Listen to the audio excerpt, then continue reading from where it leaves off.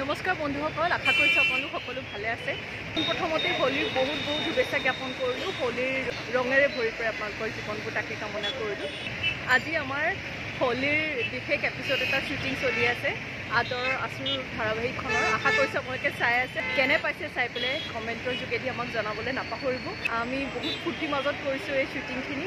আহক অকণমান আপোনালোককো দেখুৱাওঁ আমি কেনেকৈ শ্বুটিং কৰিলোঁ।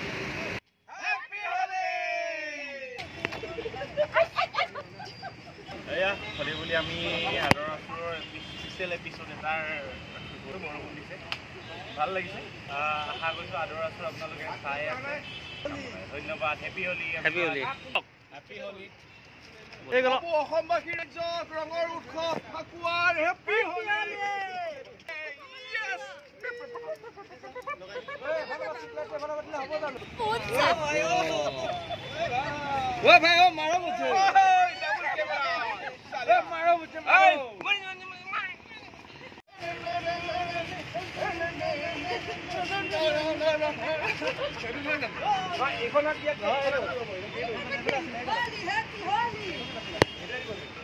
আৰু এয়া দেখিছেনে ডান্সৰ যে ৰিহাৰ্চেল চলি আছে।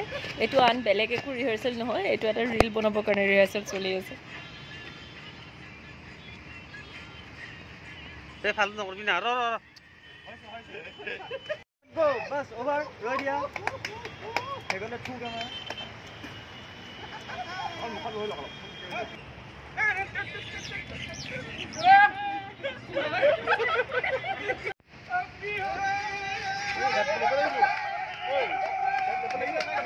মাৰি থাকা পেটে ভাত ভাত দিবা হা। আৰু লাগে না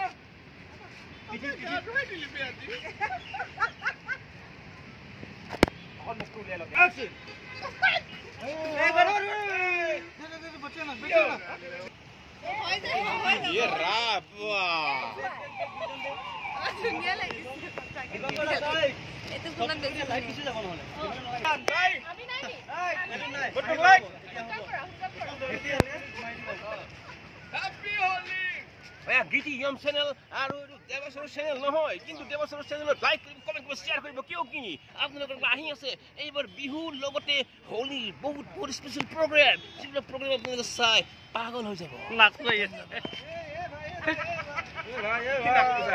আহিছে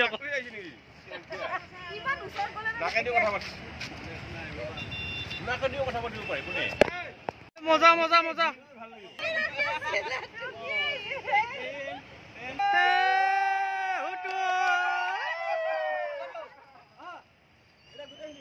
হোলী তাৰ কাৰণে মই আন্তৰিক ধন্যবাদ জনাইছোঁ। অসমবাসী ৰাইজ হোলী উপভোগ কৰক, তাৰে কামনা ৰাখে। কোনো হাই হাল্লা নকৰিব, আদৰ আচুৰ চাই থাকিব, ৰঙীন হৈ পৰক আপোনালোকৰ।